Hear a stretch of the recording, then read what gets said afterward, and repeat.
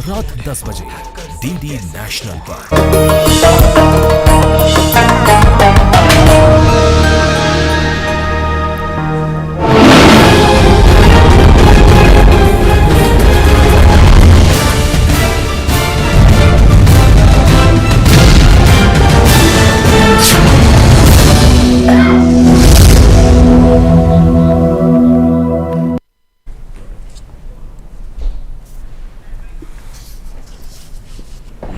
आदाब, मैं मीनाक्षी शौरान हाजिर हूं हिंदुस्तान के सोशल पॉलिटिकल, इकोनॉमिक और एनवायरमेंटल इश्यूज पर खास प्रोग्राम लेकर। ये है इंडिया। हमारे इस खास प्रोग्राम में आज बात भारत में एनर्जी सिक्योरिटी की। भारत एक तेजी से तरक्की करने वाला मुल्क है जहां जिंदगी का हर पहिया एनर्जी पर घूमता है। इंडस्ट्री, ट्रांसपोर्ट, कम्युनिकेशन सब कुछ एनर्जी पर मबनी है और इसलिए भारत के लिए एनर्जी सिक्योरिटी आज एक बड़ी जरूरत है। एनर्जी सिक्योरिटी का मतलब है कि मुल्क के पास इतनी काबिलियत और प्लानिंग हो कि वो अपनी जरूरत की तमाम एनर्जी को बेरोक टोक और किफायती कीमत पर हासिल कर सके। यानी सप्लाई में आने वाले झटकों, तमाम तरह के उतार चढ़ाव या किसी भी सियासी असर का बोझ जो है वो कम से कम हो। अब सबसे बड़ा सवाल यह है कि आज के बदलते हुए वर्ल्ड सिनेरियो में भारत एनर्जी सिक्योरिटी के मामले में कितना मजबूत है और इसके चैलेंजेस क्या क्या हैं। तो आज इसी पर हम बात करेंगे। हमारे साथ स्टूडियो में दो खास मेहमान हैं। जवाहरलाल नेहरू यूनिवर्सिटी में प्रोफेसर गुलशन सचदेवा जी हमारे साथ हैं। Sir, welcome to the studio. और Indian council for research on international relations में प्रोफेसर अर्पिता मुखर्जी हमारे साथ मौजूद हैं। Ma'am, welcome to the studio. तो पहला सवाल मैं गुलशन जी आपसे जानना चाहती हूँ, क्योंकि हम एनर्जी में सिक्योरिटी की बात कर रहे हैं, वर्ल्ड ऑर्डर और बाकी सब चीज़ें बदल रही हैं वो हम सब जानते हैं, लेकिन एनर्जी का कोई एक सेक्टर तो है नहीं, मल्टीपल सोर्सेज हैं जहाँ से कि हम एनर्जी हासिल कर सकते हैं। हम अगर अपनी सिक्योरिटी की बात करते हैं, अपनी प्लानिंग की बात करते हैं एनर्जी को लेकर, how secure we are as a nation? देखिए, आपने बिल्कुल सही फरमाया कि एनर्जी सिक्योरिटी जो है वो दुनिया के सारे मुल्कों के लिए एक बहुत बड़ा मुद्दा है और भारत के लिए तो और भी बड़ा मुद्दा है। अब उसकी सिंपल बात ये है कि जैसे हम कहते हैं कि 2047 तक हमको विकसित भारत बनना है, तो उसका मतलब ये है कि हमको तेज़ी से तरक्की करनी है। 7-8% हर साल जो है हमको जो है आर्थिक जो है उसकी ग्रोथ उसको करनी है। लेकिन जैसे ही तरक्की होगी, जैसे ही तेजी से हम बढ़ेंगे, तो उतनी ही जो चीज़ें हैं हमको और चाहिए और उसके साथ साथ एनर्जी भी उतनी और चाहिए। कितना भी हम डीकपलिंग करते रहें कि ग्रोथ हमारी होती रहेगी और एनर्जी हम उतनी नहीं यूज़ करेंगे। कुछ हम एफिशिएंसी बढ़ा सकते हैं, नई तकनीकें आ सकती हैं, लेकिन फिर भी जो है एनर्जी की ज़रूरत हमको पड़ेगी। और भारत की एक और सबसे बड़ी दिक्कत ये है कि हमारा जो कंजम्पशन पैटर्न है और जो हमारे रिसोर्सेज हैं वो बड़े यूनिक हैं। तो और एनर्जी सिक्योरिटी की जो पहले हम बात करते थे वो हम ये करते थे कि जैसे आपने बात की कि हमारे पास उतने साधन हैं, उतने रिसोर्सेज हैं कि हम अपनी एनर्जी की ज़रूरतों को पूरा कर पाएं। लेकिन अब जो एनर्जी की बात सिर्फ जो है एनर्जी से सीमित नहीं है, उसको पूरी जो है लिंक्ड हो गई है क्लाइमेट चेंज के साथ। इसका मतलब यह है कि एनर्जी सिक्योरिटी और जो पूरा हमारा एनर्जी ट्रांजिशन का जो माहौल है, जो उनकी जो पूरी हमारी जो उसके बारे में जो हमारी नीतियां हैं, उन दोनों का मेल मिलाप हमको करना पड़ेगा। तो एक तो यह है कि हमारी ज़रूरतें बढ़ती रहेंगी, एनर्जी हमको और चाहिए, एनर्जी और चाहिए। तो उसमें अगर हम आज का अगर हम देखते हैं जो हमारा कंजम्पशन है, उसमें लगभग मुझे लगता है कि 55% के करीब अभी भी हम कोयला जो यूज करते हैं। उसके बाद 1/3 जो है हमारा जो यूज है एनर्जी का इंडिया में, वो पेट्रोलियम प्रोडक्ट्स और गैस का है। और बाकी जो नॉन फॉसिल है सारे मिला के 10-12% है। और ये कोई बहुत तेजी से बदलने वाला आंकड़ा नहीं है इनमें से कोई भी। कितनी भी हम बात रिन्यूएबल की करते रहें, लेकिन क्योंकि उसको लगने में अभी टाइम लगेगा। लेकिन ये बात भी सही है कि जो जैसे पूरी दुनिया हमने क्योंकि एक कमिटमेंट किया है 2015 में क्लाइमेट जो पेरिस एग्रीमेंट था उसमें भी हमने अपने आप की सहमियत दी है। उसके अलावा जो हमने ग्लासगो में जो नेट 2070 में जो है वो भी के हम करेंगे कि नेट जीरो पे पहुंचेंगे। तो वो सारी जो चीजें उनको भी साथ में लेना है और अपनी एनर्जी की कंजम्पशन को भी पूरा करना है, और साथ साथ जो है ये भी देखना है कि हम सिक्योर रहें, और पूरे जो है जैसे हम साथ में बात करते हैं कि आत्मनिर्भर भारत की बात करते हैं, सो सेल्फ सफिशिएंसी भी रहे, अफोर्ड भी हम कर पाए उसको, और साथ साथ में जो है वो एक्सेप्टेबिलिटी भी हो कि सस्टेनेबिलिटी भी उसकी रहे। तो ये सारी चीजों का जो मेल मिलाप है वही एक सबसे बड़ा मुद्दा है कि कैसे हम सारी अपनी एग्रीकल्चर के अंदर, कैसे इंडस्ट्री के अंदर, कैसे जो सारी सर्विसेज हम प्रोड्यूस कर रहे हैं उसके अंदर, और कैसे हम एफिशिएंसी जो है उसको कैसे इंप्रूव करें, ये सब चीजों को अगर मिला के देखते हैं तो पूरा हमारा एनर्जी सिक्योरिटी, एनर्जी ट्रांजिशन एक यूनिक हमारे लिए एक चैलेंज है, और वो दूसरे दुनिया के देश भी कर रहे हैं। तो हमारी कमिटमेंट जो है वो अंतर्राष्ट्रीय मुद्दों पे भी है और यहाँ पे भी है। जी, हम अपने ऊपर फोकस रखेंगे, हम ऑब्वियसली हमारे जो कमिटमेंट्स हैं उन पर भी हम बात करेंगे, लेकिन ma'am how we will meet the expectations, क्योंकि हम मानते हैं और ये जानते हैं इस बात को कि एनर्जी जो है वो रिक्वायरमेंट है और किसी भी सेक्टर के लिए जो है वो बहुत नेसेसिटी की तरह एक तरह से है। बहुत सारी चीज़ें चेंज हो रही हैं और जिनका सर ने भी जिक्र किया वो सब चीज़ें इंपॉर्टेंट हैं, लेकिन हमें एक कोई गोल तो सेट करना ही है और स्टेप बाय स्टेप हमें उस गोल तक रीच आउट भी करना है। सो उस लिहाज से मैं आपसे समझना चाहती हूँ कि हम कैसे मीट करेंगे उन सब चीज़ों को जो कि हमारे रिक्वायरमेंट हैं, हमारे एक्सपेक्टेशंस हैं। देखिए 2030 में जो हमारा एनर्जी का रिक्वायरमेंट है वो चाइना से भी ज़्यादा होने वाला है, ऐसे कहा जा रहा है। और ये जिस तरह से हम ग्रो कर रहे हैं ये होना पॉसिबल है। अभी प्रॉब्लम दो जगह पे है। प्रॉब्लम है कि हम एनर्जी में ज़्यादातर इंपोर्ट डिपेंडेंस है। हाँ, हमारा माइनिंग वगैरह कुछ कोल वगैरह का उतना ज़्यादा नहीं हो रहा है। और दूसरी बात है ऑयल एंड नेचुरल गैस में हम दूसरे देशों के ऊपर निर्भरशील है। और जियोपॉलिटिकल और जियो स्ट्रेटेजिक जो प्रॉब्लम्स अभी चल रहे हैं, जैसे आपने हालांकि देखा कि ट्रंप ने हमारे ऊपर रशियन ऑयल का टैरिफ लगा दिया, तो ये जो आज के डेट में जैसे जियोपॉलिटिक्स चल रही है उसमें जो ऑयल इंपोर्टिंग कंट्री है वो इटसेल्फ थोड़ा वल्नरेबल है कि वो ऐसा उसको चलना चाहिए कि किसी एक के ऊपर अगर आप डिपेंड हो जाओ वो भी मुश्किल है, आपको कई सारे सोर्स भी देखना है। और ये उल्टा एक नया मुसीबत आपके ऊपर सर पे आ गया कि अगर आप इधर से लो और उधर से लो आपके ऊपर टैरिफ भी हो सकता है। ये हमने पहले कभी सोचा नहीं था, जो ऐसे भी एनर्जी डिप्लोमेसी होती है। हैविंग सेड दैट, एनर्जी का 4-5 चीजें रहता है जो सप्लाई चेन होता है। उसमें एक तो आपका माइनिंग होता है, एक आप प्रोसेसिंग करते हो, प्रोसेसिंग के बाद उसको लाते हो, यानी आपको क्रॉस कंट्री ग्रिड पे ध्यान देना है। और ये आप पाइपलाइन और ग्रिड के बारे में काफी बार सुने होंगे कि हम लोग ये जो इंडिया बांग्लादेश वाले ग्रिड बना रहे हैं, हम लोग ईरान से ग्रिड बना रहे हैं, करेक्ट? ये आप बार बार सुनोगे कि टर्की से ग्रिड बन रहा है। ये इतना आसान नहीं है क्योंकि ये इतने सारे देशों के बीच से आप लाइन ला रहे हो और इनके सबके साथ मिलजुल के आपको ये ग्रिड और लाइन को बनाना पड़ रहा है। और ये भी एक एनर्जी के लिए बहुत इंपॉर्टेंट है। और जो एक और चीज हम लोग करते हैं, जैसे भारत का अगर आप ट्रेड डेटा देखोगे तो हम एनर्जी का जो हम लोग एक प्रोसेसिंग हब है इसके, तो हम लाते हैं, फिर प्रोसेस करते हैं, रीप्रोसेस करते हैं, फिर हम बाकियों को देते हैं। ये मुद्दा अभी बहुत ओपन में आया है जब हम लोग कह रहे हैं कि हम यूक्रेन को भी बेचते हैं, यू को भी बेचते हैं। तो ये जो है ये एक हम ग्लोबल जो एनर्जी वैल्यू चेन है उसका बहुत इंपॉर्टेंट प्लेयर है।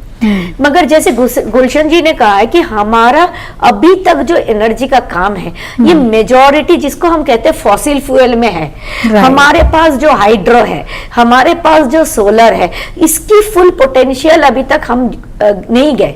मगर अगर आप देखिएगा जो कंट्रीज उसमें गए हैं, जैसे यूरोपियन यूनियन 25%, 26% कोई रिन्यूएबल में गए हैं, फिर भी उनका क्या हाल हो गया जब उनको रशिया से ब्लॉकेज हुआ। सो ये इसीलिए आपको एक बात सोचना है कि एनर्जी के जो डाइवर्सिटी पे आपको मार्केट डाइवर्सिफिकेशन करना है, सोर्स डाइवर्सिफिकेशन करना है और जियो स्ट्रेटेजिक पार्टनरशिप्स करने हैं। और सिर्फ माइनिंग पे ध्यान नहीं देना, प्रोडक्ट को कैसे आप अपने देश में ला सकते हो, प्रोसेसिंग कर सकते हो, और उसके साथ साथ ऑप्टिमाइजिंग कंजम्पशन, जिसको बोलते हैं हर नागरिक को इस बात का ध्यान रहे कि एनर्जी का मिसयूज ना हो।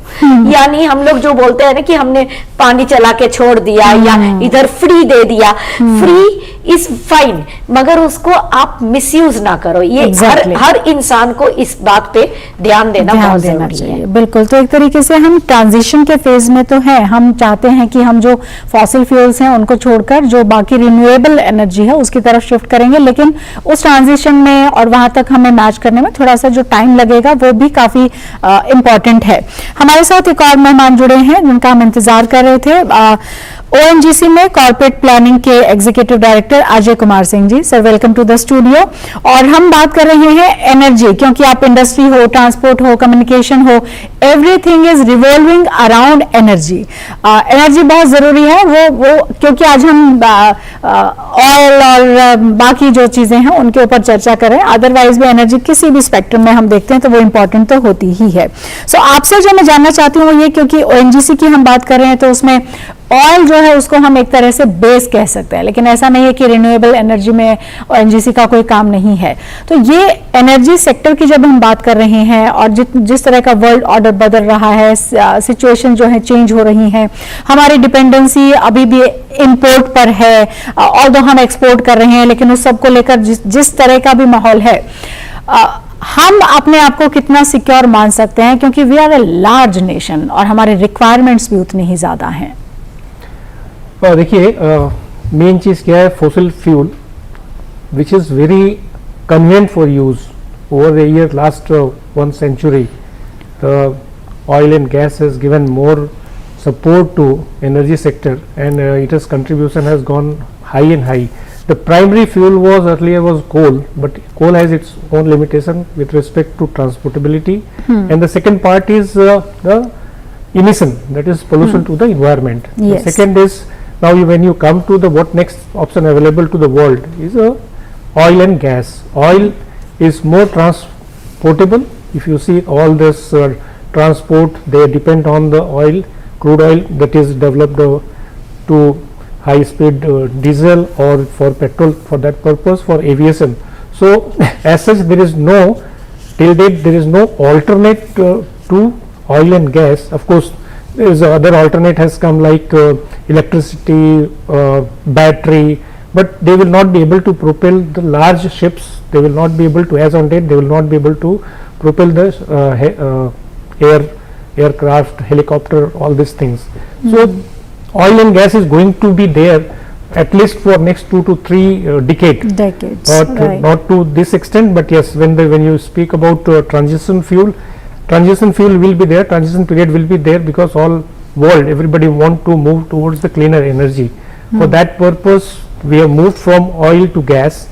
Gas, if you see even in Delhi, if you go back to 20 years when most of the autos and transport sector, they were using diesel, that time pollution was too high. Now when they shifted to gas, the environment is very good that way.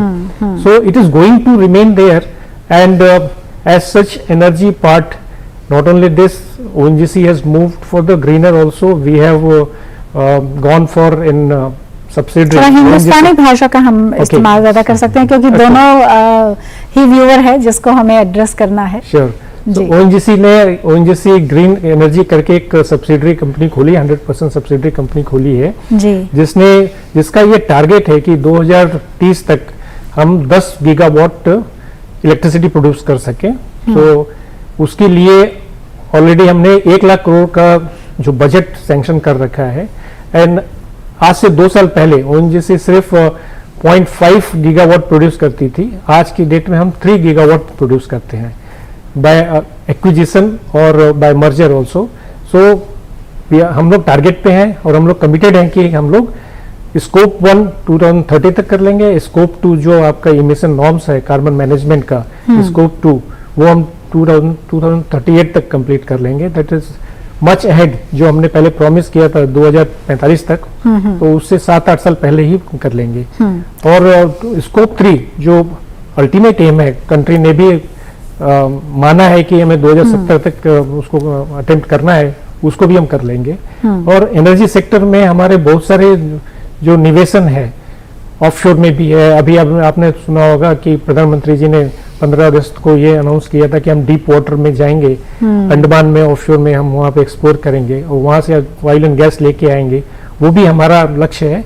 Country को आगे बढ़ने के लिए बाहर से भी जो सुविधा चाहिए, तकनीकी सुविधा चाहिए जो हमें होनी चाहिए, वो भी हम लोग ला रहे हैं। बिल्कुल। जो जगह जगह हमारे इन्वेस्टमेंट भी बढ़ रहे हैं। लेकिन ये जितनी भी हम बात कर रहे हैं थोड़ा फ्यूचर ओरिएंटेड हम कह सकते हैं कि हम क्या क्या करेंगे आगे। लेकिन आपसे गुलशन जी, मैं आज की जो स्थिति है वो जानना चाहती हूँ। आज हम किस कंडीशन में हैं, क्योंकि आज भी हमारा इंपोर्ट काफ़ी है और जब हम इंपोर्ट करते हैं तो उसके लिए हमारा एक बड़ा बजट एक तरह से हम कह सकते हैं कि कंट्री का एलोकेट उसके लिए हमें करना होता है। और हमारी कंजम्पशन भी अभी अगर हम मानकर चलें, ऑल्दो ईवीज हैं और हम शिफ्ट हो रहे हैं, लेकिन उस शिफ्टिंग के प्रोसेस में भी आपने ही बताया कि उसमें अभी टाइम लगेगा। तो इन बिटवीन जो हमारे लिए कंडीशन है उसमें क्या सजेशंस, क्या आपकी तरफ से कहना चाहेंगे आपकी व्हाट वी कैन डू, और जो भी सिचुएशन है उसको हम और बेटर कैसे डील कर सकते हैं उससे?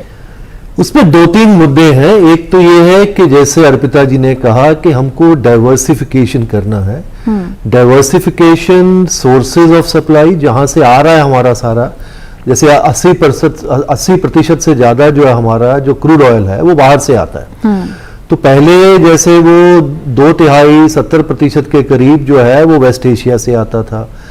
अब पिछले जिस तरह से जियोपॉलिटिकल माहौल बदला है, जब से ये यूक्रेन वाला युद्ध चला है और यूरोप ने वहां से खरीदना बंद कर दिया, हमने, चीन ने और ज्यादा खरीदना वहां से शुरू कर दिया, तो अभी 40% से ज्यादा क्रूड जो है हमारा वो रूस से आ रहा है। तो एक तो डाइवर्सिफिकेशन हो रहा है, लेकिन वो भी अब उसके ऊपर बहुत डिपेंडेंट हो जाएंगे तो भी एक दिक्कत है। लेकिन वो हमारे हाथ में नहीं है, वो मार्केट फोर्सेस जिस तरीके से जियोपॉलिटिक्स काम होगा उस तरह से होगा। दूसरा जो है कि डाइवर्सिफिकेशन जो है हमारा जो एनर्जी मिक्स है उसको भी डाइवर्सिफाई करना पड़ेगा। जैसे पहले मैंने बताया कि कोल 55% के करीब अभी हम यूज कर रहे हैं, बाकी चीजें अभी सिर्फ 10-12% हैं जो फॉसिल फ्यूल है। इसका मतलब फॉसिल फ्यूल को थोड़ा हमको बढ़ाना पड़ेगा। लेकिन अब यह है कि जो हमारी एनर्जी ट्रांजिशन है, मुझे लगता है वो जैसे यूरोप के देश हैं या और विकसित जो देश हैं उनके कंपेयर में थोड़ी अलग किस्म की है, क्योंकि हमारी एनर्जी डिमांड अभी भी बहुत बढ़ रही है। उनकी एनर्जी डिमांड थोड़ी स्टेबलाइज कर गई है। एक तो उनकी ग्रोथ कम है, दूसरा एफिशिएंसी फैक्टर ज्यादा हो गए हैं। हमारी अभी ग्रोथ भी है, उतनी एफिशिएंसी भी नहीं है। तो इसलिए हमारे को हम फॉसिल फ्यूल भी कंज्यूम करते रहेंगे उसके साथ, लेकिन हम थोड़ा डाइवर्सिफिकेशन दूसरी तरफ जा रहे हैं। लेकिन उसके अंदर जो हम सेल्फ सफिशिएंसी की बात कर रहे हैं, क्योंकि अगर सारा कुछ, क्योंकि जो चीजें हमारे पास नहीं है वो नहीं है। जैसे अगर ऑयल एंड गैस हमारे पास बहुत ज्यादा नहीं है, वो बाहर से आएगा, वो कहां से आएगा वो जियोपॉलिटिक्स के ऊपर भी डिपेंड करेगा। लेकिन कुछ चीजें जो हमारे पास हैं, जैसे कोल हमारे पास है, दूसरा उसके बाद जो नॉन फॉसिल फ्यूल है, एनर्जी है, सोलर एनर्जी है, विंड है, अब ये हमारे यहाँ से पैदा हो सकते हैं। ग्रीन एनर्जी के बारे में सब बातचीत हो रही है, जब कभी अगर उसके बारे में तकनीकी ब्रेक थ्रू होगा तो हो सकता है उसमें भी कुछ फायदा हो जाए। तो पूरा जो डाइवर्सिफिकेशन इस तरह से है हमारा, उसके ऊपर हमको कंसंट्रेट करना पड़ेगा। और उसके अलावा जो एफिशिएंसी है उसको भी हमको इम्प्रूव करना पड़ेगा, क्योंकि बहुत सी चीजें ऐसी हैं, सारे जो प्रोसेसेस हैं हमारे उनको बहुत इम्प्रूव करना पड़ेगा। और वो टेक्निक्स बहुत सारी अभी बाहर के देशों में अवेलेबल हैं, तो उनके साथ हमको कोलैबोरेशन करने पड़ेंगे। और दूसरी बात है कि डाइवर्सिफिकेशन की जैसे हम बात कर रहे हैं, अर्पिता जी बता रही थी, अब उसके लिए ऑयल पाइपलाइंस, क्योंकि हमारे अभी कोई भी बड़ी ऑयल पाइपलाइन भारत के अंदर अभी तक नहीं आ रही है, गैस पाइपलाइन अभी तक नहीं आ रही है। हम टैपी की बात बड़े सालों तक करते रहे, तुर्कमेनिस्तान, अफगानिस्तान, पाकिस्तान के यहां से आके गैस आने की, वो अभी तक बात पूरी नहीं हो पाई है। अफगानिस्तान के फॉरेन मिनिस्टर भी अभी यहाँ थे, वो फिर बात कर रहे थे उसके बारे में। तो तुर्कमेनिस्तान देने को तैयार था, अफगानिस्तान में अभी शुरू हो गया। अब हमारे जो भारत और पाकिस्तान की जो दिक्कतें हैं उसके चलते भी कुछ प्रॉब्लम्स हैं, अफगानिस्तान खुद स्टेबल नहीं था। तो और क्या ईरान पाकिस्तान जो इंडिया से आने वाला गैस पाइपलाइन था उसकी भी दिक्कतें हैं। तो इस तरह से यह है कि कैसे हम जो है जो रूस से तेल ले रहे हैं उसको कुछ स्वैप करके अगर हम ईरान से यहाँ पे लेके आए, लेकिन अब दिक्कत ये है कि रूस भी सैंक्शन के अंदर है, ईरान के ऊपर भी सैंक्शन है, तो बहुत सारे जो हमारे जो बिजनेसमैन है वो वहां पे इन्वेस्ट नहीं करना चाहते हैं। इसी तरीके से जियोपॉलिटिक्स है। अब जो अगर हम रूस से तेल खरीद रहे हैं तो अमेरिका हमारे को 25% जो है वो टैरिफ लगा रहा है। यूरोप के जो देश है ईयू हमको कह रहा है कि आप उनसे खरीदिए मत, वरना उसका इंपैक्ट आपके ट्रेड एग्रीमेंट पे हो सकता है। तो ये सारी जो जियोपॉलिटिक्स जो बदल रही है उसमें, क्योंकि हमको खरीदना बाहर से ही पड़ेगा। अमेरिका कह रहा है हमसे आप खरीदिए, तो हम उनसे भी खरीद सकते हैं। तो ये बदलती हुई जो परिस्थितियां हैं, क्योंकि उसमें अगर आप बाहर के देशों से डिपेंडेंट हैं तो उसमें आपको हर कुछ कंप्रोमाइज करने पड़ेंगे, कुछ चीजों में आपकी सिक्योरिटी कम रहेगी। लेकिन अब इसीलिए जो है हम कोशिश कर रहे हैं कि सेल्फ रिलायंस वहां पे बने, तो उसके लिए या तो कोल पे आप डिपेंड करिए या नॉन फॉसिल पे करिए, क्योंकि अगर तेल आपके पास नहीं है तो वहां से आपको लाना पड़ेगा। तो हम इट विल टेक टाइम, और वो जो टाइम लगेगा वो एक इशू तो है ही। अर्पिता जी, टॉप प्रायोरिटी में क्या होना चाहिए? हम अपनी डिपेंडेंसी कम करें, वो कितना फिजिबल है, या फिर हम अपनी जो स्ट्रेटेजी जिस तरीके की हम अपना रहे हैं कि जहां से हमको अच्छा डील मिल रहा है, या फिर हम उन इक्वेशंस को देख रहे हैं कि जो हमें जियोपॉलिटिकली हमें सूट करते हैं, तो स्ट्रेटेजिकली हम ज्यादा हमें उस रोड पर ज्यादा जाना चाहिए, वो हमारे लिए ज्यादा फ्रूटफुल है, या डिपेंडेंसी और बाकी जो चीजें हैं उनको अगर हम कट शॉर्ट करते हैं तो वो ज्यादा फिजिबल है? देखिए, इसका दो पहलू है। पहला तो है कि हमारा दूसरों के साथ रिश्ता, क्योंकि अगर मैं रॉ मटेरियल इंटरमीडिएट प्रोडक्ट ला रही हूँ तो मेरे को दूसरों देशों के साथ मेरा रिश्ता इंपॉर्टेंट होता है, जियो स्ट्रेटेजिक जिसको बोलते हैं। इसको सिक्योर करने के लिए आपको अलग अलग देशों में देखना पड़ेगा, एक के ऊपर आप डिपेंड नहीं कर सकते आज के टाइम पे। और दूसरी बात यह है कि मौका भी देखना पड़ेगा। तो कुछ हद से तो हमने मौका देखा ना कि रशिया में तेल सस्ते मिल रहे थे, तो ये मौका का जो फायदा ये भी आपको लेना पड़ेगा, देखना पड़ेगा। अफ्रीका देखना पड़ेगा, मानिए और भी देश है जो काफी रिच है मगर डेवलपिंग कंट्रीज है, एक्सप्लोरेशन नहीं हुआ है, उधर बाहर जाना पड़ेगा और एक स्ट्रक्चर्ड वे में जाना पड़ेगा। सेकेंडली, BRI का जो चाइना का कॉन्सेप्ट है, उसने वो BRI का कॉन्सेप्ट को यूज किया, मिनरल, क्रिटिकल मिनरल, ऑयल, इसकी सप्लाई चेन को स्ट्रेंथन करने का।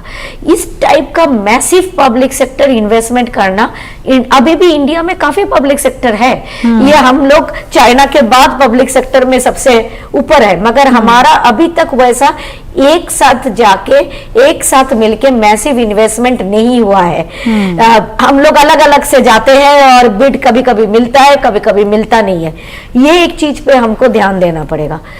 अपने घर में हमें, जो मैंने बताया कि एक अवेयरनेस होनी चाहिए, जैसे मानिए आपका वेस्टर्न वर्ल्ड में एक अवेयरनेस है कि हमको ग्रीन करना है, हमको एनर्जी सिक्योर होना है, हमको वेस्टेज नहीं करना है। वेस्टेज आपको कई जगह पे होता है, तो इंडिविजुअल लेवल, फील्ड पे एक फार्मर से वेस्टेज हो सकता है, और वेस्टेज आपका ट्रांसमिशन एंड डिस्ट्रीब्यूशन से भी हो सकता है। सो आपकी जो मॉडर्नाइजेशन चाहिए, जो नेटवर्क वगैरह जिसमें वेस्टेज कम हो, उसको देखना है। एट द सेम टाइम जहां पे हम लोग कर सकते हैं, हमें वहां पे रिन्यूअल पे ध्यान देना चाहिए। कई कम देश है जो भारत के तरह इतना सनलाइट है, यूरोप में नहीं है, हर कोई सोलर नहीं कर सकता। दूसरी बात है कि विंड भी हम कई जगह पे कर सकते हैं, बिकॉज हमारा इतना बड़ा सी शोर है। ऊपर से हमारे पास हाइड्रो भी हो सकता है, बिकॉज हमारे पास इतने माउंटेन्स एंड वाटरफॉल्स है। तो इन सबको हम कैसे यूज करेंगे, और जो हमने अभी तक ज्यादातर अच्छे तरह से उसको यूज नहीं किया, वो ये है कि हमारा नेबर्स के साथ हम कैसे शेयरिंग करेंगे। मानिए हाइड्रो अगर भूटान के पास है तो वो कैसे हम यूज कर सकते हैं। ये सारे चीजों को हमको देखना पड़ेगा। जी, जो अब मैं आपसे जानना चाहती हूँ सर अजय कुमार जी, वो ये कि हम क्या इनिशिएटिव्स लें, क्योंकि देखिए जो कंजम्पशन है हमारे यहाँ वो तो है, वो चाहे नंबर ऑफ व्हीकल्स की कंजम्पशन हो या अदर जो मीन्स जिनका हम इस्तेमाल करते हैं वो है, तो वो तो हमारा है, और हम उसको बिल्कुल इंश्योर तरीके से कह सकते हैं कि उसमें तो ग्रोथ ही दिखाई देगी, उसमें बढ़ता हुआ ही हमें सब कुछ नजर आएगा। तो वो मैच हो जाए, कंजम्पशन हमारा बढ़ भी रहा है तो हमारा जो इंपोर्ट है उसमें किसी तरह की कोई रोक टोक ना हो, तो हमारी तरफ से, गवर्नमेंट की तरफ से, आप जैसी जो कंपनीज हैं जो स्पेसिफिकली इस फील्ड में काम करती हैं, क्या इनिशिएटिव्स उनकी तरफ से होने चाहिए और क्या वो मेजर्स लिए जा रहे हैं? देखिए, इंडिया का जो अभी टारगेट है विकसित भारत बाय 2040, उसको कंसिडर करेंगे तो आपका एनर्जी रिक्वायरमेंट तो बहुत बढ़ने वाला है। अब अगर आप देखेंगे कि 4 से 5% अगर हर साल एनर्जी ग्रोथ हो रही है और उसका प्राइमरी जो सप्लीमेंट है कोल के साथ साथ ऑयल एंड गैस भी है। ऑफ कोर्स जो बाकी क्लीन है जैसे आपके हो गए सोलार है, हाइड्रो है और आपका विंड है, वो उतना सपोर्ट नहीं कर पाएंगे। ये है कि गवर्नमेंट ऑफ इंडिया ने जो सपोर्ट दिया है, जो सोलार सिस्टम को इतना हाई क्वांटम में ले जा रहे हैं और इतना डेवलप करने की कोशिश कर रहे हैं, वो तो ऑफ कोर्स वो हमको, हमारी इंडस्ट्री को, और अब जो सुपर कंप्यूटर्स आ रहे हैं और जो हाई कंप्यूटिंग सेंटर्स आ रहे हैं उनको आर्टिफिशियल इंटेलिजेंस में जितने पावर का रिक्वायरमेंट है वो बहुत ज़्यादा है। उसके लिए हमें तो हम कम नहीं कर सकते, हमें आगे बढ़ना है और उसके लिए हमें देखना है कि हम कैसे उसको मीट कर सकें। तो आपका अगर देखेंगे तो मेन चीज़ आपका सोलार से और कोल थर्मल पावर से तो आपका इलेक्ट्रिसिटी जनरेट होगा और ये मिलेगा। लेकिन जो ट्रांसपोर्टेबिलिटी है, मूवेबिलिटी है, उसके लिए ऑयल एंड गैस आपको चाहिए, फर्टिलाइजर के लिए ऑयल एंड गैस चाहिए, पेट्रोकेम के लिए ऑयल एंड गैस चाहिए। तो ये हमें 2 तरीके से इसको मिल सकता है। एक तो इंपोर्ट करना है। अगर आप बड़ी कंट्री देखेंगे जैसे जापान है जिनका इकोनॉमी 3rd 4th लेवल पे है, वो भी मोस्ट ऑफ द क्रूड है, मोस्ट ऑफ द ऑयल वो इंपोर्ट ही करते हैं, गैस भी इंपोर्ट करते हैं। आने वाले दिनों में LNG जो है वो बहुत बड़ा मार्केट है इंडिया में। More particularly it is coming from America या फिर कतर है, यहाँ से आने का है। बड़ी बड़ी कंपनी ONGC भी उसको इंपोर्ट करने को प्लान कर रही है और यहाँ डिस्ट्रीब्यूट करने का प्लान कर रही है। तो एक LNG है जो ऑयल एंड गैस के साथ साथ इसको आपको ऐड करेगा। तो एक तो इंपोर्ट हो गया, दूसरा इंडिया में भी हमारे रिसोर्सेस हैं। ऐसा नहीं है कि इंडिया के पास ऑयल एंड गैस नहीं है। आज से 20 साल 25 साल अगर बैक जाएंगे आप और देखेंगे कि अफ्रीका में ऑयल एंड गैस नहीं था, उन्होंने एक्सप्लोर किया। 30 साल एक्सप्लोर करने के बाद जैसे उन्होंने एक्सप्लोर किया, वहां पे एक्सप्लॉइट किया, तंजानिया में एक्सप्लोर किया, नामीबिया में किया, अंगोला में किया, यहाँ पे उनको मिला, नाइजीरिया में भी गैस, ऑयल एंड गैस मिला। तो वैसा इंडिया में भी पोटेंशियल है, ऐसा नहीं कि नहीं। महानदी में हमारा बहुत सारा पोटेंशियल है, हम लोग वहाँ पे बहुत सारा एक्सप्लोरेशन कर रहे हैं। अंडमान में हमें बहुत सारा एक्सप्लोरेशन है। अंडमान के अगर ईस्ट में आप जाएंगे जहाँ पे बर्मा है, मलेशिया है, इंडोनेशिया, उनको उसके ईस्ट में वहाँ पे ऑयल एंड गैस मिला है, तो हमें इंडिया में भी मिलने के बहुत संभावना है। तो ऐसा नहीं है कि हमें खाली पूरा इंपोर्ट ही करना है। बहुत चांसेस है कि हम इंडिया में जो डिपेंडेंसी है इंपोर्ट की, वो इन सब फील्ड को एक्सप्लोर करने के बाद मैं काफी आशावादी हूं कि हमें वहां से ऑयल एंड गैस मिलेगा और इंडिया का इंपोर्ट काफी कम होने के चांसेस है। तो ये सेल्फ ग्रोथ और बोलते हैं मेक इन इंडिया, उसके लिए काफी हेल्पफुल रहेगा। गुलशन जी, रिजर्वेयर की भी तो बात होती है ना, हमारा रिजर्वेयर क्या कहता है? मतलब क्योंकि डिपेंडेंसी और उन सब की हम बात कर रहे हैं, वर्ल्ड ऑर्डर, जियोपॉलिटिक्स जिस तरीके से डे बाय डे चेंज हो जाता है और यू नेवर नो कि कब किस तरीके की इक्वेशंस नजर आती हैं, तो वैसे में जो हमारा रिजर्व है वो किस तरह का है अभी, वो क्या कहता है और उसमें हम कितने कह सकते हैं कि ट्रस्ट कर सकते हैं कि इन केस अगर कुछ वॉलेटाइल सिचुएशन होती है, कुछ होता है, तो we are okay with that at least for a time frame जिसमें कि हम काम चला पाएंगे। नहीं, वो उसको तो लेकर क्या है जी, रिजर्व जो है वो ऐसा है कि अगर तो आप ऑयल एंड गैस के रिजर्व्स की बात करते हैं तो उसको आप मैक्सिमम से कुछ हफ्ते तक का ही आप या कुछ दिनों तक की एक्चुअली उसका रिजर्व आप रख सकते हैं। और इलेक्ट्रिसिटी को बहुत ज़्यादा आप कुछ ऐसा कोई रिजर्व करने का कोई ऐसा साधन नहीं है, तो वो आप प्रोड्यूस करेंगे, कुछ समय तक उसको करेंगे, उसका पूरा ट्रांसमिशन जैसे आपका नेटवर्क है उसी में आपको पूरा उसकी रिलायबिलिटी को देखना है जी। रिजर्व अगर आप करते भी हैं, हमने रिजर्व किए भी हैं ऑयल एंड गैस के भी, खासतौर से ऑयल के, क्रूड के, लेकिन वो उसकी अपनी एक कॉस्ट है, क्योंकि आप उसको और उस समय आप भर के रख सकते हैं जब वहाँ पे उसकी कीमतें थोड़ी दुनिया में कम हो, तो एक वो रिजर्व है, आप रख सकते हैं, लेकिन अल्टीमेटली आपकी सप्लाई चेन वो ऐसी होनी चाहिए कि जिसके ऊपर आप पूरी रिलायबिलिटी कर सकें। और सवाल तो इसका मतलब ये भी है कि जो हम पूरी बात कर रहे हैं एनर्जी की और क्लाइमेट की और उसको एनवायरनमेंट के साथ जो पूरा लिंकेजेस हैं, तो एक ऐसा क्रॉस कटिंग ये जो मुद्दा है कि आपका सिर्फ ये कोई एनर्जी की सिर्फ पॉलिसी नहीं है, ये आपकी पूरी जो इंडस्ट्रियल पॉलिसी है, आपकी जो पूरी एग्रीकल्चरल पॉलिसी है, और क्योंकि हम बाहर से बहुत इसको खरीदते हैं और उसके ऊपर डिपेंडेंट हैं, तो हमारी पूरी जो फॉरेन पॉलिसी है उसके साथ भी इसको पूरा सिंक्रोनाइज करना पड़ता है बातों को, क्योंकि अगर हमारे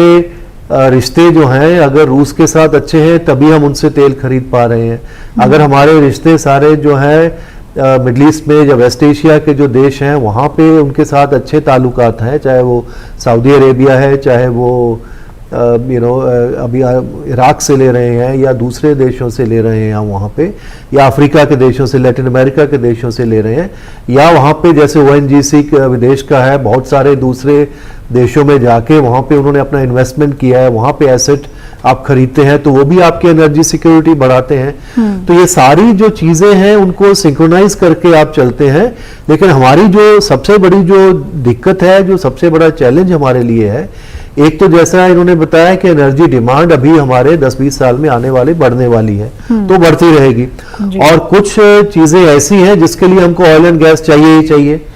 और तीसरी बात यह है कि जो रिन्यूएबल सेक्टर्स हैं वो किसी हद तक ही जो है आपको सपोर्ट कर सकते हैं, बाकी आपको फिर वही कोल और ऑयल एंड गैस के ऊपर रहना है। और चौथी बात यह है कि जो न्यूक्लियर वाली बात थी और इवन जो हाइड्रो के अंदर जो हम बात करते हैं, न्यूक्लियर और हाइड्रो दोनों ऐसे हैं जिसकी एक्सेप्टेबिलिटी पहले से अभी बहुत कम हो गई है, क्योंकि अगर हम ये कहें कि न्यूक्लियर प्लांट आप लगा दीजिए तमिलनाडु में तो हमारे लिए बिल्कुल सही है, मैं कह दूंगा लगा दीजिए, लेकिन अगर किसी को कहे कि आपके पड़ोस में लग रहा है न्यूक्लियर पावर प्लांट तो उसी टाइम सब लोग खड़े हो जाएं कि भाई यहां मत लगाइए, आप कहीं और जाके लगाइए, क्योंकि भले ही तकनीक कितनी बढ़ गई है लेकिन चिंता है लोगों को उसके बारे में। इसी तरीके से जो हाइड्रो डैम है, अब अरुणाचल के में कहीं और जगह पे जो किसी जमाने में लग सकते थे बड़े बड़े हाइड्रो डैम, अब उतने बड़े हाइड्रो डैम हम नहीं बना सकते क्योंकि एनवायरमेंटल एक्सेप्टेबिलिटी उसकी नहीं है, उसके लिए फाइनेंसिंग आपको नहीं मिल सकती है। तो बेसिकली आपको इसका मतलब ये है कि हम सब में काम करते रहेंगे, लेकिन उसके अलावा हमको मेनली जो है वो कोल और फॉसिल के ऊपर अभी 10-20 साल के अंदर उसके ऊपर डिपेंडेंट रहना पड़ेगा, क्योंकि कोल हमारा अपना काफी उसके भंडार हैं। तो लेकिन यह है कि जैसे इन्होंने कहा कि उससे पोल्यूशन होता है, लेकिन ऐसी तकनीक भी पूरी दुनिया में अवेलेबल है कि उसका गैसिफिकेशन हो सकता है, उसको क्लीन एनर्जी कैसे कोल से भी प्रोड्यूस हम कर सकते हैं, तो उन सब का भी हमको फायदा करना पड़ेगा, उसके साथ भी जुड़ना पड़ेगा। तो इस तरह से बहुत सारे मुद्दे हैं जिनको, और लास्ट बात जो है आपने कई बार पूछा कि जैसे प्रधानमंत्री ने जब हमारे G20 के टाइम में भी ये बात बार बार कही थी कि इसको जैसे जो लाइफ और लाइफस्टाइल फॉर एनवायरनमेंट वाली जो बात थी कि जो जिस तरीके से जो पश्चिम के देश हैं, चाहे वो यूरोप हो चाहे वो अमेरिका हो, जो कंजम्पशन पैटर्न उनका है वो कंजम्पशन पैटर्न हम कभी भी अफोर्ड नहीं कर पाएंगे। तो हमारा जो पूरा लाइफस्टाइल है वो बिल्कुल अलग तरीके से, भले ही हम विकसित बन जाएं लेकिन वो चीजें उस लेवल पे हम कभी नहीं अफोर्ड कर पाएंगे। तो इसी तरीके से पूरा एक उसका एक आंदोलन हमको करना पड़ेगा, एक मूवमेंट चलेगी कि लोगों को इसके बारे में पूरी जागरूकता होगी, और सब लोग, चाहे वो इंडस्ट्री हो चाहे वो पूरी की पूरी हमारी जो हम क्या बोलते हैं कि सर्कुलर इकोनॉमी है, उसके ऊपर हमको बहुत तवज्जो देनी पड़ेगी। तो ये सारे बहुत सारे ऐसे मुद्दे जिनको एक साथ बना के हमको ये चलना पड़ेगा, तभी जाके ये इतना बड़ा जो हमारा चैलेंज है एनर्जी का और एनवायरनमेंट का, क्लाइमेट का, और साथ साथ उसको ग्रोथ में भी हमको रखना है। क्योंकि अगर हम देखें, भले ही वो लोग पश्चिम के देश कहते रहे कि कोल बहुत पोल्यूशन करता है, लेकिन अगर आज हम देखते हैं जो पर कैपिटा कंजम्पशन कोल की जो इंडिया की है, इवन जर्मनी की उसकी 4 गुना ज्यादा है और अमेरिका की तो कई गुना ज्यादा होगी उससे। तो अभी वो कोल कंज्यूम कर रहे हैं, ऐसा नहीं है कि नहीं कर रहे हैं। तो लेकिन ये क्योंकि हमारा पॉपुलेशन इतना है, सबसे बड़ा मुल्क है, तो उतनी डिमांड है, हमारी कंजम्पशन है, तो उसको हमको साथ में देखते हुए, लेकिन एनर्जी एक ऐसी जरूरत है जिसका सबको ये सारी चीजें साथ में रखते हुए हमको सबको साथ में भी रखना है और सबकी जरूरत भी है। और कंडीशनिंग थोड़ा सा अगर बेटर हो जाए, थोड़ी अंडरस्टैंडिंग अगर हम बेटर बना पाए, वो एजुकेशन का हिस्सा हो सकता है, वो किसी तरह की प्लानिंग का और फिर उसके एग्जीक्यूशन का हिस्सा जरूर हो सकता है। अर्पिता जी, आपसे जो मैं जानना चाहती हूँ एक थोड़ा सेक्टर वाइज भी कि किस सेक्टर में अभी कंजम्पशन एनर्जी की ज्यादा है और क्या हम उसको थोड़ा मॉडिफाई कर सकते हैं, क्योंकि हम एक डेवलपिंग नेशन है, हम एक ग्रोइंग इकोनॉमी है, हमारे यहाँ बहुत सारा इंफ्रास्ट्रक्चर है जो कि अभी डेवलप से डेवलप्ड तक जाना है। तो उस सब में क्योंकि जियोपॉलिटिक्स और ये सब चीजों का एक बहुत परफेक्ट सा मिक्स होता है, तो व्हाट वी कैन डू जो हमें अच्छे रिजल्ट्स दे। देखिए, ये सेक्टर वाइज में जब आप जाएंगे तो इसमें बेसिकली जब तक आप थोड़ा एफिशिएंसी इन प्रोडक्शन, जिसको कहते हैं green technologies, efficiency in production में एनर्जी कंजम्पशन ऐसा नहीं कि कम हो जाएगा, मगर एफिशिएंटली होगा। और जो मैं आपको बता रही हूँ ना कि लॉसेस को आपको कम करना पड़ेगा, मगर आपको कुछ कुछ ये सेक्टर वाइज नहीं होता, ये किसी जगह पे कहीं पे होता है, रीजन वाइज करना उसको, रीजन वाइज होता है। कि जैसे आप देखिएगा कई लोग लिख रहे हैं कि नल खोल के छोड़ दिया है farmers because water is free, pump misuse हो रहा है। सो ये जो चीजें है कि कभी कभी, बट ऐसा नहीं कि कई ऐसे भी जगह है जहां पे रूरल इलेक्ट्रिफिकेशन हुआ ही नहीं, उसके पास इलेक्ट्रिसिटी ही नहीं है। सो जब ये देश इस तरह से है तो कहीं पे आपको इलेक्ट्रिसिटी देना पड़ेगा, कहीं पे आपको जो आपने दे दिया है उसकी एक यूज के ऊपर के यूज को रोकना पड़ेगा कि आप उसको मिसयूज तो नहीं कर रहे हो। और दूसरी बात यह है कि जो इंडस्ट्री है, इंडस्ट्री जब बन रहा है तो कई सारे स्टेट्स में आप देखिएगा पावर कट वगैरह की प्रॉब्लम है, तो आप ये देख रहे हो कि इंडस्ट्री को एक smooth channel of supply of electricity नहीं मिल रहा है। वो भी उनके लिए एक मेजर दिक्कत है, क्योंकि उनकी फिर क्वालिटी प्रोडक्शन इंपैक्टेड होता है। सो इसमें आपका जो है कि आपका चैनल्स को स्मूथ होना है। अगर आप कल को मुझे बोले कि चलो ईवी हो जाए, ईवी हो जाए तो बढ़िया बात है, मगर ईवी एक तो एफोर्डेबिलिटी ईवी का होना चाहिए, दूसरी बात है कि मेरे को चार्जिंग स्टेशन मिलनी चाहिए। जब तक आप उसको अवेलेबल नहीं कर दोगे तब तक कोई ईवी पे जाएगा ही नहीं। तो क्योंकि वो इजी है, इतने सारे पेट्रोल पंप्स है आसपास, आप उधर से पेट्रोल ले लोगे, मगर आप क्यों ईवी पे जाओगे अगर आपको ढूंढना पड़े। सो ये जो आपकी जो इजियर जो होगा कि आपको सोल्यूशन ओरिएंटेड अप्रोच लेना पड़ेगा, कि आप एक सजेशंस दोगे कि चलो ग्रीन कर लेते, ईवी कर लेते, उसके नहीं, जो आप अप्रोच लोगे उसके बाजू बाजू में आपको सोल्यूशंस भी रखने पड़ेंगे। अगर सोल्यूशंस नहीं होंगे तो उसकी एडेप्टेबिलिटी स्लो डाउन हो जाएगी। बिल्कुल। सेकेंड चीज जो इंपॉर्टेंट है कि जो सर ने भी बोला है कि हमें प्रोडक्शन कैपेबिलिटीज कैसे इंक्रीज कर सके, प्रोसेसिंग कैपेबिलिटीज कैसे एफिशिएंट हो सके, इस पे भी ध्यान देना पड़ेगा। और इसमें अगर कोई टेक्नोलॉजी की जरूरत है हमें उसमें उसको लाना पड़ेगा। हमें थोड़ा सा हमें अगर प्रोसेस ऑटोमेशन वगैरह कर लेते हैं, उसमें ऑटोमेशन में खर्चा भी बहुत होता है, मगर कभी कभी उसमें से आपको डेटा मिल जाता है जिसमें आपको पता चलता है कि यहाँ पे मुझे ऐसे ऐसे करके करना चाहिए जिसमें शायद खर्चा कम हो जाए। तो ये जो है कि टेक्नोलॉजी को भी आप यूज कर सकते हो थोड़ा सा मॉनिटरिंग करने के लिए कि how to improve the productivity and efficiency of the existing infrastructure. Last but not the least, हमें आज के डेट पे सिक्योरिटी दोनों साइड से रखनी है। एक तो है कि आप डोमेस्टिकली एक्सप्लोरेशन वगैरह शुरू कर रहे हो, बट एटलीस्ट आपको मार्केट डाइवर्सिफाई करके पार्टनरशिप्स बना के आपको एक जियो स्ट्रेटेजिक इनस्टेबल वर्ल्ड में जितना हो सके स्टेबिलिटी लाना। Right, very well said. और आपसे जो मैं अजय जी जानना चाहती हूँ ये कि जैसे मैम ने कहा ना कि हमें करना पड़ेगा, कुछ हमें करना ही पड़ेगा, कुछ शिफ्ट करना पड़ेगा, कुछ चेंजेस करने पड़ेंगे, वो करने में कुछ चैलेंजेस भी आप लोग फेस करते होंगे, लेकिन वो क्या चीजें हैं? जैसे ONGC है, वो क्या करता है? आई एम श्योर बाकी अदर जो लोग हैं वो भी उस तरीके से करते होंगे, लेकिन किसी तरह के चैलेंजेस भी आते होंगे।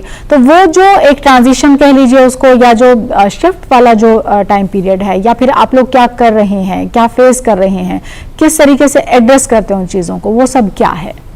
जैसे ONGC पहले एक प्योर ENP कंपनी हुआ करती थी जो एक्सप्लोरेशन एंड प्रोडक्शन में ही थी। धीरे धीरे ये समझ में आया कि जो भी लार्ज कंपनी है जो ऑयल सेक्टर में है, वो सिर्फ एक पर्टिकुलर सेक्टर में रहेगी तो ओवर ए पीरियड टाइम वो उनका डेथ हो जाएगा, दे कैन नॉट सर्वाइव। सो क्या इंपॉर्टेंट है कि मुझे पूरा का पूरा जो साइकिल है, जो ऑयल एंड गैस इंडस्ट्री जो एक्सप्लोरेशन से स्टार्ट होती है और पंप तक जाती है, पंप के अलावा गैस हो गया, गैस को डिस्ट्रीब्यूट करना है, वो हमने सोचा कि हमको सही मायने में एक एनर्जी जायंट बनना है, इंटरनेशनल एनर्जी जायंट। तो उसके लिए क्या है कि आपको upstream, down mid stream and down stream तीनों स्ट्रीम में हमारा प्रेजेंस जरूरी है। वो उसको देखते हुए ओएनजीसी ने ओवर ए पीरियड टाइम उन्होंने अपने आप को डाउन स्ट्रीम में भी लिया, एमआरपीएल एक्वायर किया, एचपीसीएल का मेजॉरिटी शेयर होल्डर लिया। हमने सोचा कि हमें गैस मार्केटिंग में भी जाना चाहिए, वो हमारा विजन है। हमने सोचा कि एनर्जी ट्रांजिशन हो रहा है, हमें सिर्फ इसमें ही नहीं रहना है, हमें ग्रीन में भी जाना है, क्योंकि वो एक फ्यूचर है, उसको आप उसको नकार नहीं सकते, उसको नकार नहीं सकते, क्योंकि वो एक तरीका है जो लॉन्ग ड्यूरेशन में ले जाएगा कंपनी को। रहने के लिए ये जरूरी है कि समझना है कि चेंज बहुत इनोवेटेबल है। कोई भी कंपनी जिसने अपने आप को चेंज नहीं किया, वो ओवर ए पीरियड टाइम उसका डेथ हो गया। तो अभी हम लोग डीपी से डिस्कस कर रहे थे, उन्होंने एक एग्जांपल बताया कि एक कंपनी जो प्राइवेट पब्लिक सेक्टर कंपनी थी, एक जमाने में बहुत अच्छा काम कर रही थी, लेकिन उसने डाइवर्सिफाई नहीं किया, तो आज उसको क्लोज करना पड़ा।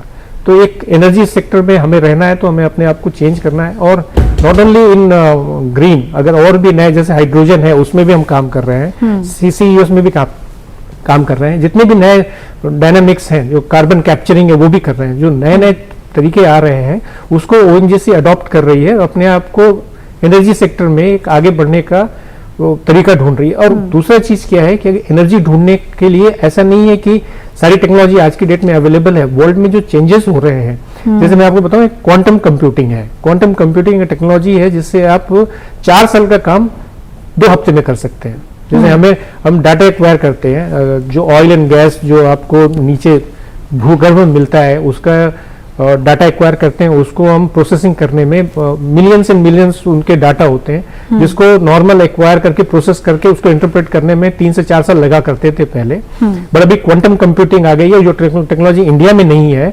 मात्र 2 या 3 कंट्री के पास है जो शेयर भी नहीं कर रही है। तो क्वांटम कंप्यूटिंग एक चीज है जो इंडिया उसमें काम कर सकती है। जो काम हमें 6 साल में करना है, अगर हम 2 हफ्ते में कर लें तो आप ये सोच सकते हैं कि हमारा जो कोस्टल लाइन है और जिसके आसपास ऑयल एंड गैस होने की बहुत बड़ी संभावना है, हम उसको स्कैन करके देख सकते हैं कि यहाँ पे ऑयल गैस है कि नहीं, और बहुत फास्ट डिसीजन ले सकते हैं। डिसीजन लेना अगर फास्ट है तो हम जल्दी से ऑयल एंड गैस सरफेस में लाके उसको प्रोसेस करके कंट्री को दे सकते हैं। तो वो एक है। और दूसरा है कि आर्टिफिशियल इंटेलिजेंस, जो आपके अगर आप देखेंगे आजकल सब लोग बात कर रहे हैं आर्टिफिशियल इंटेलिजेंस का, अगर हम उसको सही मायने में यूज करें, quantum computing, artificial intelligence, machine learning, इन 3 चीजों को मिला दें तो आप समझ लीजिए कि कंट्री के लिए इतना बड़ा बुनांजा हो जाएगा कि ऑयल एंड गैस का यहाँ भंडार मिल जाएगा और सबको ऑयल एंड गैस के इतना डिपेंडेंसी नहीं करना पड़ेगा। इतना जियोपॉलिटिकल रिस्क जो है आज के डेट में हम मान रहे हैं वो काफी कुछ कम हो जाएगा। सो हम लोग ओएनजीसी क्वाइट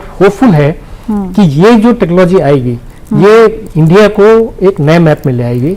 और एक इनफैक्ट हम लोग अभी कुछ दिन पहले एक इंटरनेशनल ऑयल कंपनी से बात कर रहे थे, तो उसने कहा कि इंडिया के पास जो एरिया है वो किसी कंट्री के पास इतना बड़ा एरिया नहीं है। हमें बस ये है कि हम उसको संभावना को खोजें, और उस खोजने में ये सब चीजें टेक्नोलॉजी बहुत बहुत हेल्प करेगी, जो हमारे पास नहीं था, आज से 10 साल पहले नहीं था। तो ये मैं कन्वे करना चाहता हूँ आपके थ्रू। चिप के ऊपर तो हम काम करना शुरू कर चुके हैं, क्वांटम कंप्यूटिंग और आर्टिफिशियल इंटेलिजेंस का हम इस्तेमाल करके इस सेक्टर में भी अपने आप को एक तरह का बोनांजा आपने कहा कि हासिल कर सकते हैं, विच इज ग्रेट। आपसे मैं कंक्लूडिंग रिमार्क लेना चाहूंगी गुलशन जी की हम होपफुल भी हैं, हम स्ट्रेटेजिकली काम भी कर रहे हैं, जियोपॉलिटिकली ऑर्डर जिस तरीके से बदल रहा है हम उसको भी ठीक से एड्रेस कर पा रहे हैं। अभी कम से कम हम इस बात को तो लेकर एश्योर हो सकते हैं, लेकिन जितने भी चैलेंजेस हैं और सब हमने बात की है आधे घंटे से ज्यादा तक, इस सब के बावजूद भी जो एक टर्म है हाउ होपफुल वी आर, नहीं इसमें हमारे पास और कोई ऑप्शन नहीं है, हमको होपफुल रहना ही पड़ेगा क्योंकि अगर हमको विकसित भारत बनना है 20 साल के अंदर, और हमारी जो उसकी ग्रोथ हमारी रहनी है, हमारा जो रिक्वायरमेंट है एनर्जी का, वो उसके तो एक मोटे मोटे आंकड़े हमको पता है कि इतना ग्रोथ वहां पे होगा, इतनी एनर्जी हमको चाहिए। लेकिन जो अभी जैसे अजय जी बता रहे थे, जिस तरीके से टेक्नोलॉजी बदल रही है, जैसे अगर आप देखें कि सोलर कोई नई टेक्नोलॉजी नहीं है, विंड एनर्जी विंड मिल कोई नई टेक्नोलॉजी नहीं है, ये 100 साल पहले भी थी, 200 साल पहले भी थी। लेकिन टेक्नोलॉजिकल चेंज के चलते हुए वो आज बहुत एफिशिएंट हो गए, उसको हम यूज कर पा रहे हैं। सोलर जो हम 25 साल पहले 30 साल पहले नहीं यूज कर पा रहे थे, क्योंकि वो पॉलिसी नहीं थी ऐसी और तकनीक वैसी नहीं थी, और बदल गई है सारी। तो वैसे अभी जो सारी ग्रीन हाइड्रोजन वाली बात कर रहे हैं, जहाँ अब जैसे देखते हैं कि हम अमेरिका किस तरीके से वहां पे जो एनर्जी का रेवोल्यूशन हुआ है शेल गैस के और शेल ऑयल के थ्रू, तो वो इस तरीके से बदलने में कोई बहुत वक्त नहीं लगता है, क्योंकि तकनीक इतनी तेजी से बढ़ रही है। और इन्होंने जो क्वांटम की और आर्टिफिशियल इंटेलिजेंस की बात की, तो उसमें हम क्वांटम में उतने आगे नहीं है, लेकिन बहुत सारे ऐसे देश हैं जो हमारे साथ मिलके काम करने को तैयार हैं। और हमारे पास भी तकनीक है, बहुत बड़े हमारे यूनिवर्सिटीज हैं, बहुत हमारे रिसर्च इंस्टीट्यूट्स हैं। तो मैं होपफुल उसमें काफी हूं, क्योंकि 2-3 चीजों में, एक तो ये कि जियोपॉलिटिक्स इंडिया को जैसे कहते हैं कि अभी इंडिया इज में जियोपॉलिटिकल स्वीट स्पॉट, क्योंकि जिस तरीके से चीजें बदल रही हैं और हमारे 40 बड़े देशों के साथ हमारे जो है स्ट्रेटेजिक पार्टनरशिप है। तो जियोपॉलिटिक्स हम ठीक तरीके से कर पा रहे हैं। दूसरा जो है हमारी जो टेक्निक है, जो नई जो टेक्नोलॉजीज आ रही हैं सारी, तो उसमें हम काफी होपफुल हैं कि वो भी हमको बहुत उसमें मदद दे पाएंगी।